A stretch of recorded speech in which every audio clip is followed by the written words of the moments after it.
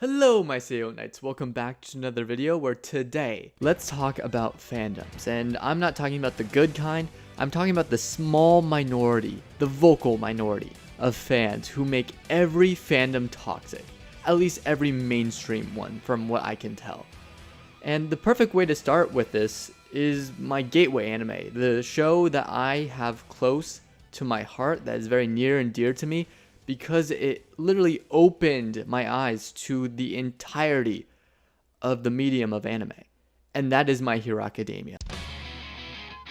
And I know what you want to say. Yes, My Hero Academia has declined over the years. I am very upfront about that. I do believe season 1 and 2 are the best thing ever.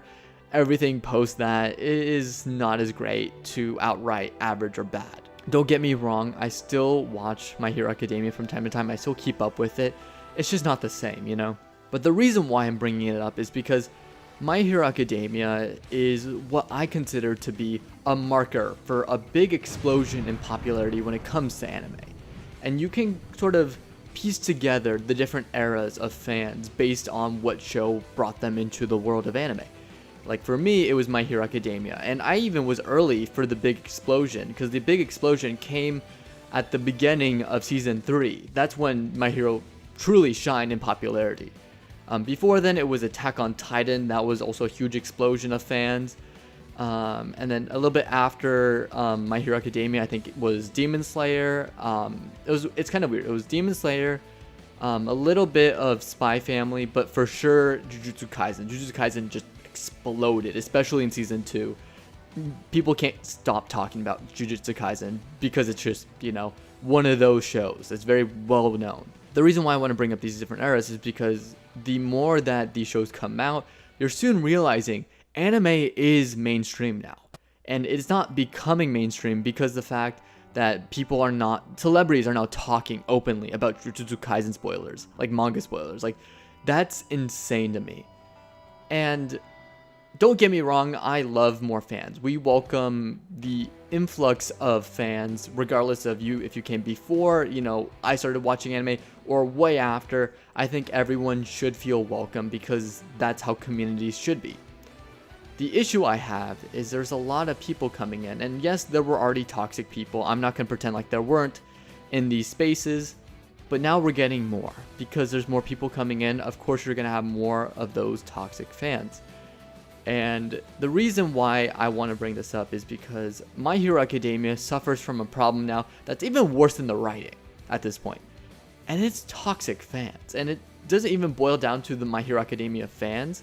It boils down to its critics too. I've seen so many cringe takes online from people bashing My Hero Academia, calling fans weirdos or losers. And then, of course, yes, don't get me wrong, there are weird fans within My Hero Academia, especially those shippers. Those shippers have really done a number to the show. But there's just something about, you know, just railing on something that I just don't like. And as someone who has openly admitted to loving Fairy Tail from like my first time ever watching the show back in 2017, I have been the #1 supporter of Fairy Tail. And I still understand why people give it a lot of garbage. And I do understand the critics, you know, poking fun at the tropes or the fan service. I get all of that. The problem is that we have also a lot of people who like to rib on Fairy Tail, and not a very wholesome or very joking way. It's very harmful. And maybe that's why when I posted my Fairy Tail video, I started seeing a lot of people who were very supportive of what I was saying. That, oh yes, I also love Fairy Tail, and I had these similar experiences, and I loved reading them because it really showcases the power of Fairy Tail. Like, it brought people together who felt like they were in difficult points in their life. I don't really think that fandom now really boils down to hating on particular shows. I think you can be a fan of My Hero Academia and Fairy Tail while also being fans of the popular shows like Jujutsu Kaisen or Demon Slayer. That's fine. I think that should be accepted. But we're now at a point where there's a lot of toxic fans who want to trash on One Piece, who want to trash on Bleach or the next big thing because they want to defend their show, and I don't think that's necessarily productive. If you really want to defend your show, just defend your show. Just say how much you love it, or poke fun at like another show, but be fine with someone doing the same thing because every major show has its flaws. Jujutsu Kaisen has its flaws, despite everyone protesting it to be perfect, or Demon Slayer has its flaws. But that doesn't warrant such hatred towards each other, and it's not even hatred that I think is cool, and like where it's just friendly banter. It's like very harmful, where you're just spoiling stuff and ruining someone's experiences. And it's the main reason why I actually stopped reading Jujutsu Kaisen. I wanted to catch up, and I did read past Shibuya. I knew what was going to happen in Shibuya, so I was like well aware of what was going to happen, and I was able to avoid anime spoilers because I already knew what was going to happen by the end. But the problem is even with that coming out and me being past that point in the manga, I got spoiled on 3 separate occasions on Twitter because of random posts. I don't even really follow Jujutsu Kaisen pages. It just happened because it's trending and engagement, and that's the algorithm. And I'm not trying to hate on people who spoil those things, but I've seen similar instances of people getting pissed off by people in the comments by, them saying, oh, I have this criticism of Jujutsu Kaisen, and then the other person in response drops a manga spoiler.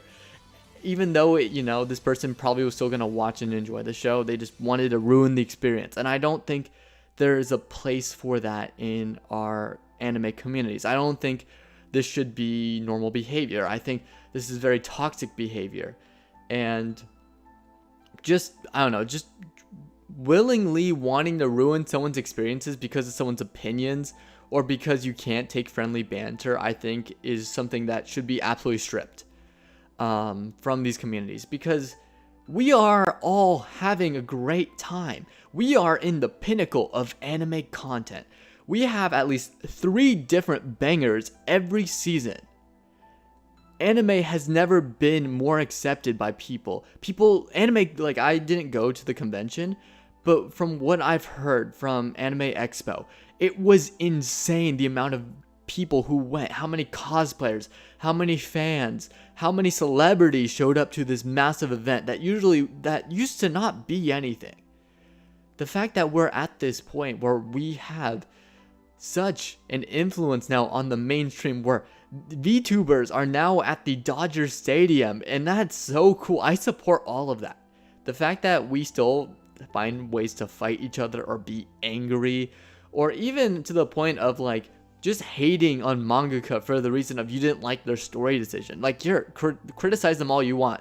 You can be like very angry with your criticisms, but I've seen straight up, I want to hurt this person, how dare you, on certain mangaka. And I'm just like, guys, it's not that serious. It's a fictional world. It's a fictional story. If anything, just write a fanfic. I don't know. It's just something about it just doesn't seem right in my mind. So Fairy Tail has a very interesting relationship with toxic fandoms. Anyone who has watched Fairy Tail when it came out, or a few years after, I started watching Fairy Tail in 2017, know how it feels to be a Fairy Tail fan. It sucks, because even if you like the show, people would give you weird looks. People would say, what, you don't like Attack on Titan? You like Fairy Tail? Or, oh, you like Fairy Tail? My Hero Academia is infinitely better, which is ironic because that age like milk. But besides the point, Fairy Tail fans have had it rough, and maybe that's because we have become the most wholesome community because of the fact that we've always had people harping on us, people who look down upon us just because we enjoy a show that they don't. I think that is the origin of toxicity there. It's, people who look down upon you, not even for liking anime, because that's already existed back then. Imagine being an anime fan before it became mainstream and people loved Demon Slayer and Jujutsu Kaisen. Back in the dark ages, people looked at you funny just because you mentioned that you watched anime one time. It was awful. But now, looking back at it, you look at Fairy Tail and you see the transformation over the years. You learn that, the community has grown substantially since that point. You've seen this influx of just pure and utter just wholesomeness emanating from the community. because Fairy Tail fans got fed up of just dealing with negativity. So we surrounded ourselves with like-minded people and really built this community. And I've seen a couple like very rare instances of toxic behavior from Fairy Tail fans. But from the most part, it's just been people who are just upset or saddened by the fact that we've been constantly insulted for, you know, liking something of all things, you know, the biggest crime ever. But the point is that Fairy Tail fans know that pain. And now, with 100 requests, we are now rejoicing. We are one of the most wholesome communities out there. I made a video on Fairy Tail claiming it to be the greatest anime of all time. And I had so many wonderful comments, so many people watching and bringing in feedback. And I loved reading every single comment.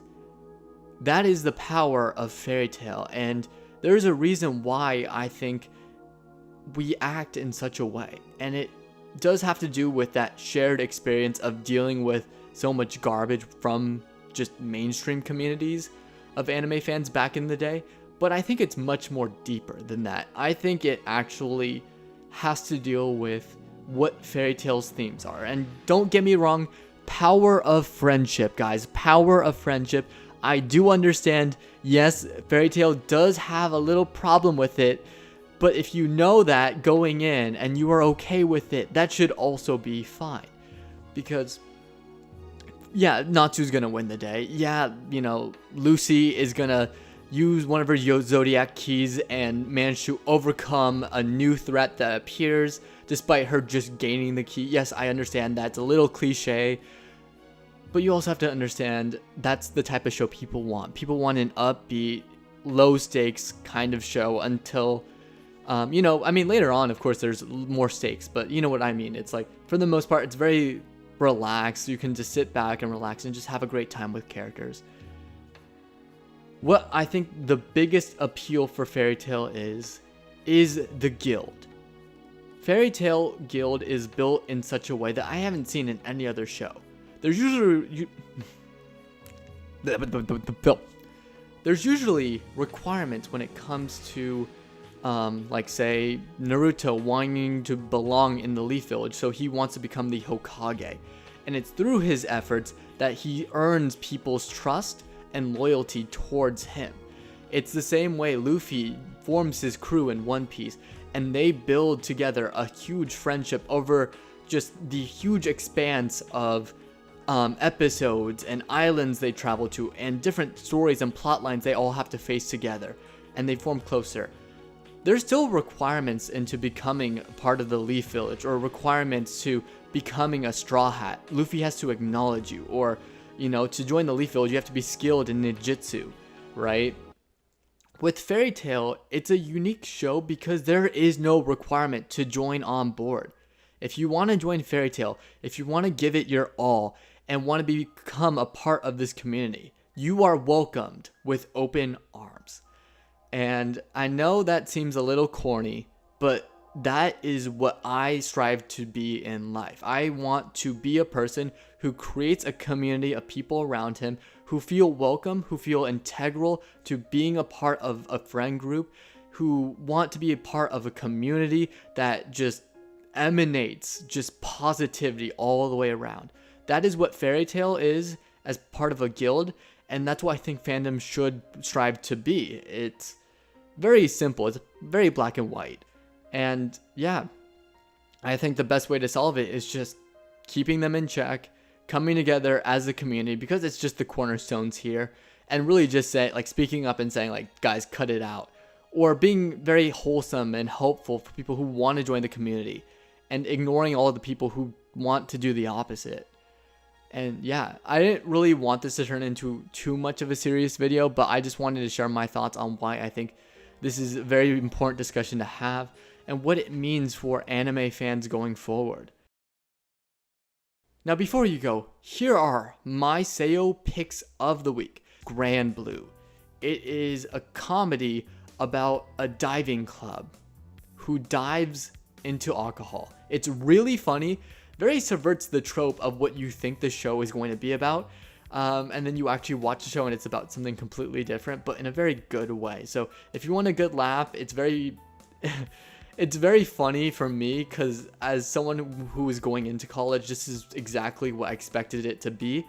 And it is very accurate, I must say, to how life in college is. Ouran High School Host Club. It is the most complicated love story ever from the most simplistic of characters. And it's really funny because most of the issues within the show with the drama can be resolved if characters were transparent with one another. But because they're not and they never get a moment to, it leads to a lot of funny shenanigans and a lot of great moments within the show. Okami-san and her 7 companions. Now imagine this. The Suin Council, we know about them. They are powerful in anime. But what if they weren't in this show? And instead, it was an underground school mafia that was made up of students that were the most powerful students in the school. Now that is this show, and surprisingly, it has a very underrated, very wholesome romance subplot, and I definitely recommend it, especially for everyone who wants to get more into more of the niche shows. And that wraps up my Seiyo picks for the week. Let me know what you guys think in the comments below, and yeah, that's pretty much it. I'll catch you guys in the next one.